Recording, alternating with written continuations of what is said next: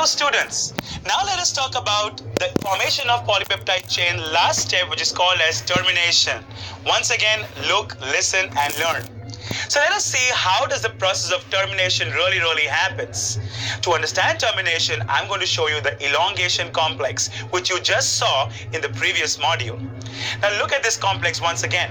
Right? And now what happens here? You see that site, P site? You see that last sense codon? You know sense codons are codons that code for amino acid. So this last sense codon will add the last amino acid to your polypeptide chain. Is that okay? Now look at the A site. Now on the A site, to stop the process of translation, the ribosome has to read a stop codon.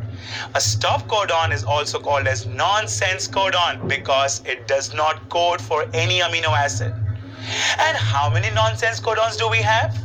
You know that we have 3 nonsense codons, and it could be any one of the 3 here. Let us see what are the 3 nonsense codons. They are UAA, UAG and UGA.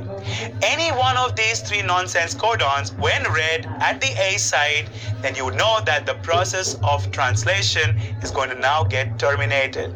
Is that okay? We'll see in a bit how.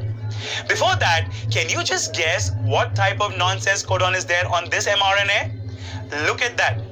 Clearly, the first one has to be obviously U because all of 3 have U. Right?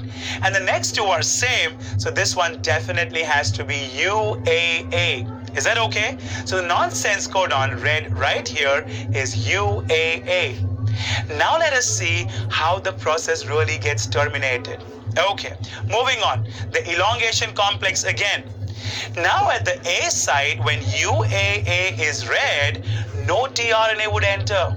Why? Because nonsense codons do not code for any amino acid.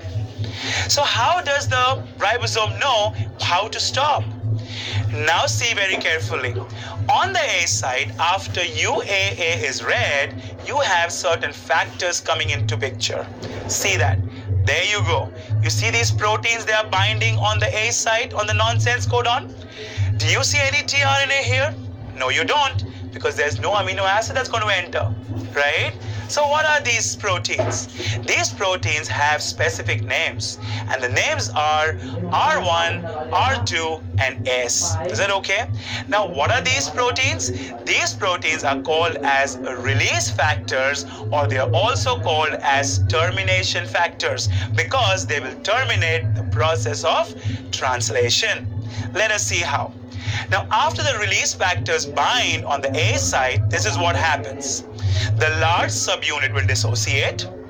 The small subunit will also dissociate. The tRNA, like always, will exit.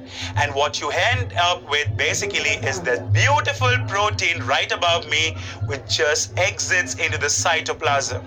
What do you have up here? It's a beautiful long protein, which is made up of many amino acids linked together with peptide bond. Whew. Finally, the protein is ready and the process of translation is terminated. Is that okay?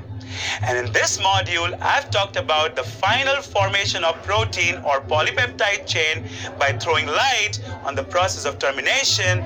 In the next module, I'll be talking about a concept of what are polysomes or what are polyribosomes. Till then, thank you and take care. Market हो गया हूँ 5 minute में तो नहाने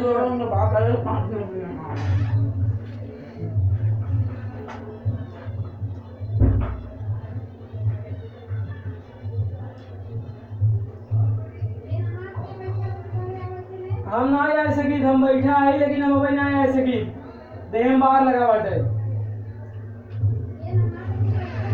यार इसलिए ना यार खाना भाई